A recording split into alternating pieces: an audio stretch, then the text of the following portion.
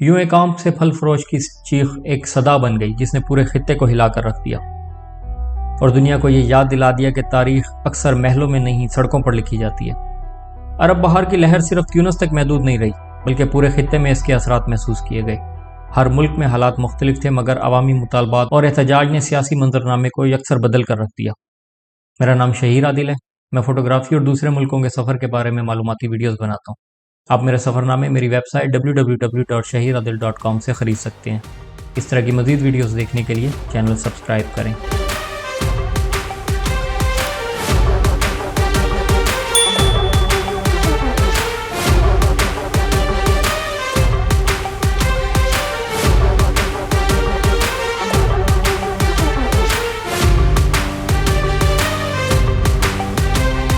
عرب بہار کی گونج بعض ملکوں میں واضح تبدیلیاں لے کر آئی اور بعض جگہ صرف شور، لاشیں اور ادھورے خواب چھوڑ گئی۔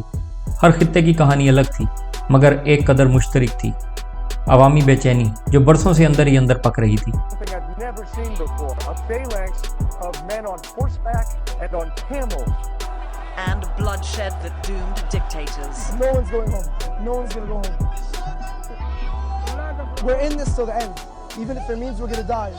اس تحریک پر تفصیل سے طویل گفتگو کرنا یہاں ممکن نہیں، مگر میں سمجھتا ہوں کہ مختلف ممالک میں عوام نے اپنی اجتماعی طاقت سے جو کچھ حاصل کیا اس کا ذکر کیے بغیر آگے بڑھ جانا ان تمام شہداء اور خاص طور پر طارق محمد بوعزیزی کے ساتھ ناانصافی ہوگی، کیونکہ یہ تبدیلیاں کسی تحفے میں نہیں ملیں، یہ سڑکوں پر نکل کر، لاٹھیاں، گولیاں کھا کر اور جانیں قربان کر کے حاصل کی گئی ہیں۔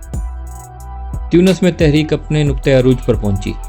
صدر زین العابدین بن علی کو اپنے خاندان سمیت ملک چھوڑ کر فرار ہونا پڑا، وزیر اعظم کو استعفیٰ دینا پڑا، سیاسی پولیس کو تحلیل کر دیا گیا، حکومتی جماعت پر پابندی لگا دی گئی اور اس کے اثاثہ جات ضبط کر لیے گئے۔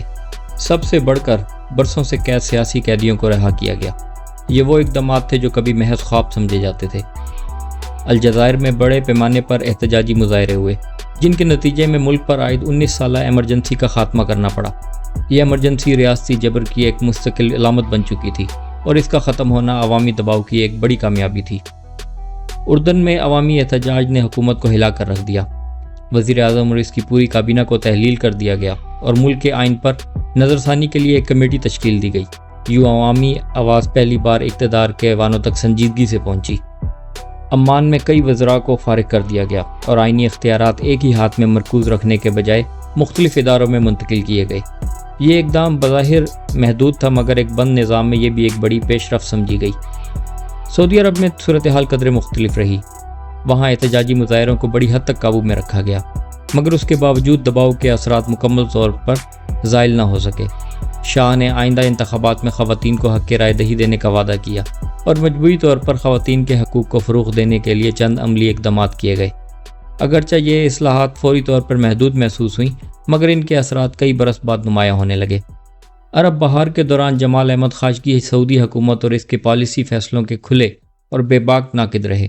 اسی تنقید کی قیمت انہیں برسوں بعد چکانی پڑی جب انہیں استنبول، ترکی میں سعودی عرب کے سفارت خانے بلا کر بے دردی سے قتل کر دیا گیا۔ چونکہ یہ واقعہ عالمی میڈیا میں غیر معمولی طور پر نمایاں ہوا اس لیے آج زیادہ تر لوگ اس المناک انجام سے واقف ہیں۔ متحدہ عرب امارات میں کچھ پالیسیاں عوام کے حق میں تبدیل کی گئیں۔ اگرچہ یہ تبدیلیاں محدود نوعیت کی تھیں مگر پھر بھی یہ عوام کے مطالبات کی ایک چھوٹی لیکن اہم کامیابی تھی۔ مصر میں سب سے نمایاں تبدیلی حسنی مبارک کی حکومت کا تختہ الٹنا تھی۔ عوام نے بڑی طاقت کے ساتھ میدانوں میں احتجاج کیا اور بالآخر صدر مبارک کو رخصت ہونا پڑا۔ بعد میں آنے والے صدر محمد مرسی کے ساتھ بھی عوام نے اسی طرح احتجاج کے ذریعے دباؤ ڈالنا جاری رکھا اور سیاسی تنازعات نے ملک میں مسلسل کشیدگی پیدا کی۔ شام میں اس تحریک نے خانہ جنگی کی شکل اختیار کر لی۔ ابتدائی پرامن مظاہروں نے جلد ہی ایک طویل اور وحشیانہ مسلح تصادم کا آغاز کیا جس کے اثرات آج تک جاری ہیں۔ یمن میں صدر علی عبداللہ صالح کی حکومت کا تختہ الٹ دیا گیا اور پھر حوثی جنگجوؤں نے انہیں قتل کر دیا۔ بعد میں آنے والے صدر منصور ہادی کو بھی حکومت سے بے دخل کر دیا گیا اور یمن میں خانہ جنگی کا آغاز ہوا جو آج تک جاری ہے اور انسانی بحران کا سبب بنی ہوئی ہے۔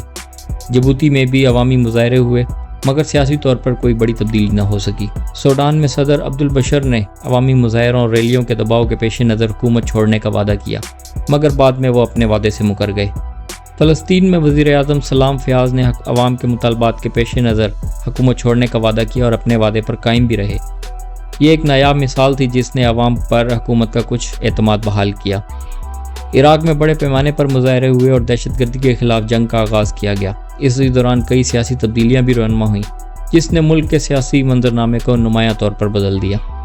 بحرین میں احتجاج کے بعد سیاسی قیدیوں کو رہا کیا گیا اور ساتھ ہی معاشی اور سیاسی شعبوں میں اصلاحات متعارف کرائی گئیں۔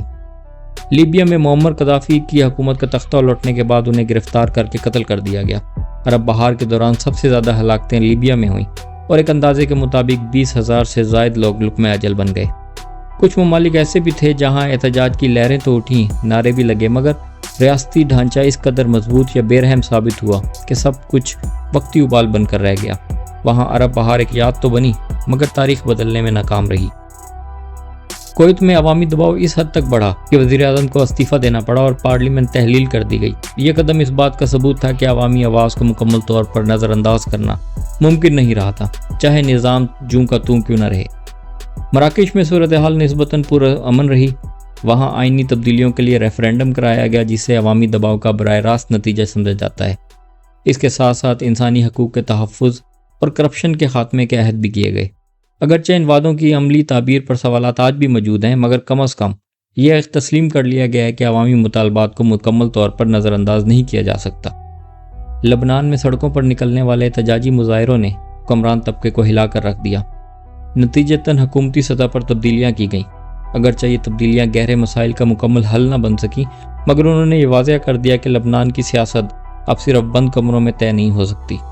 موریتانیہ اور اسرائیل میں بھی بڑے پیمانے پر احتجاج ہوئے، سڑکوں پر نعرے لگے، تصادم ہوا اور کئی جانیں ضائع ہوئیں، مگر ان قربانیوں کے باوجود نہ کوئی بڑی سیاسی تبدیلی آئی اور نہ ہی معاشی نظام میں کوئی نمایاں فرق پڑا۔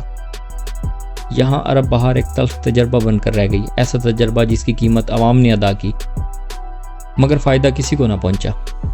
میزبان کے ساتھ انہی باتوں میں وقت کا اندازہ ہی نہ رہا۔ گفتگو چلتی رہی اور گاڑی سیدھی بوزید سے چند کلومیٹر دور ایک قبرستان کے سامنے آ کر رک گئی۔ یہ کوئی شاندار یا تاریخی قبرستان نہیں تھا، بلکہ ایک درمیانے سائز کا عام سا قبرستان، خاموش، سادہ اور بے رنگ۔ ہم نے وہاں موجود چند لوگوں سے پوچھا تو بالآخر طارق محمد بوعزیزی کی قبر تک پہنچ گئے۔ نہ کوئی بڑا کتبہ، نہ کوئی یادگار، بس ایک خاموش مٹی کا ٹیلہ جو ایک پوری تحریک کا نقطہ آغاز بنا تھا۔ ہم نے فاتحہ پڑھی اور چند لمحے ایسے تھے جن میں الفاظ بے معنی ہو گئے۔ اس قبر کے سامنے کھڑے ہو کر ایک عجیب سا خیال دل میں ابھرا۔ کبھی کبھی مجھے لگتا ہے کہ ہم پاکستانی عوام بھی کچھ ایسے ہی ہیں، غصے، محرومی اور ناانصافی سے بھرے ہوئے۔ ہم بھی شاید جلنے اور جلانے کو تیار بیٹھے ہیں، بس فرق صرف اتنا ہے کہ ابھی تک طارق محمد بوعزیزی جیسی کسی ایک تیلی کا انتظار ہے جو اس ساری خاموش بارود کو آگ دکھا دے۔ تاریخ گواہ ہے کہ ایسی تیلیاں اچانک ملتی ہیں، اور جب ملتی ہیں تو صدیوں کا سکوت لمحوں میں چیخ بن جاتا ہے۔ اس طرح کی مزید ویڈیوز دیکھنے کے لیے چینل سبسکرائب کریں۔